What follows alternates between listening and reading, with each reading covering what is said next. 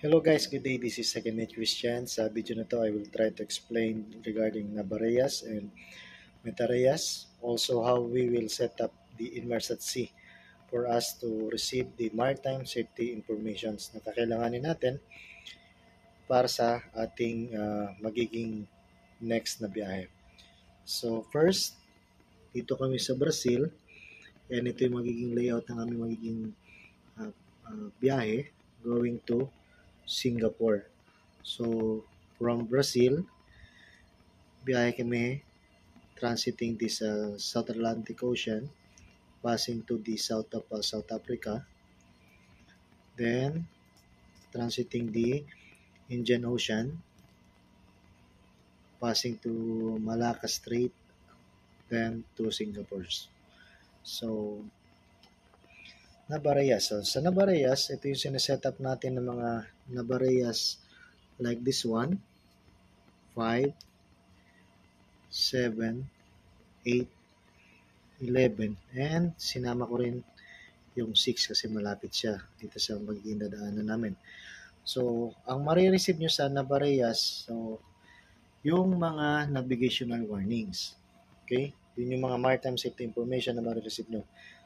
Pag naset nyo ng tama yung Nabareyas nyo, so yung mga navigational warnings. So like for example, nagset ako in advance, so naka-receive ako sa Nabareyas 7 dito sa may South Africa. So ito yung example. So we'll just check the details kung ito ba ay makaka-apekto sa magiging biyahe nyo. Then regarding sa Metareyas, ang mga marireceive nyo naman is yung mga weather forecast. So, ito, for example, so Metareya 5. So, receive kami ng weather forecast sa area ng Metareya 5. So, yun yung pinakaiba ng nare-receive nating information sa Nabareyas at Metareyas. Now, dahil alam na natin kung ano yung isa-setup nating Nabareyas and Metareyas, so punta tayo sa Inmarsat C para set up ito.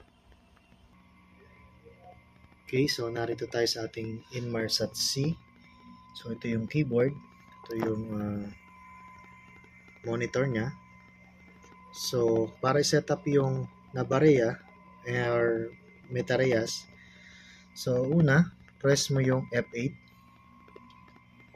Then lalabas yung setup. Yan.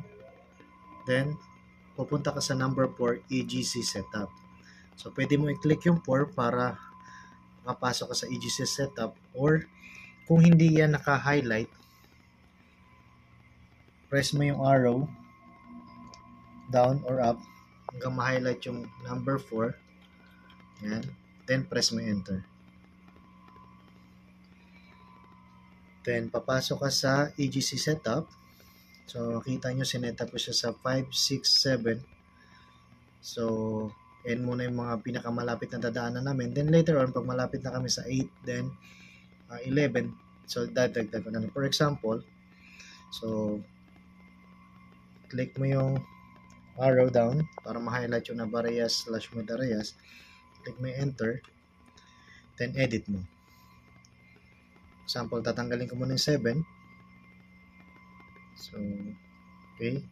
So, 5 and 6 lang muna. Press mo yung enter. Then, pag in-escape mo siya, tatanong kung update. So, click mo enter para pag naka-highlight ng yes. Then, naka-update na siya. So, marireceive mo ngayon is Nabareyas and Metareyas 5 and 6 na sinetup natin. So, yung mga MSI sa Nabareyas 5 and 6, yun yung marireceive ng ating Inmarsat C. So, hopefully, nakatulong tong video na to sa inyo. Thank you sa panonood. See you next time sa next video natin.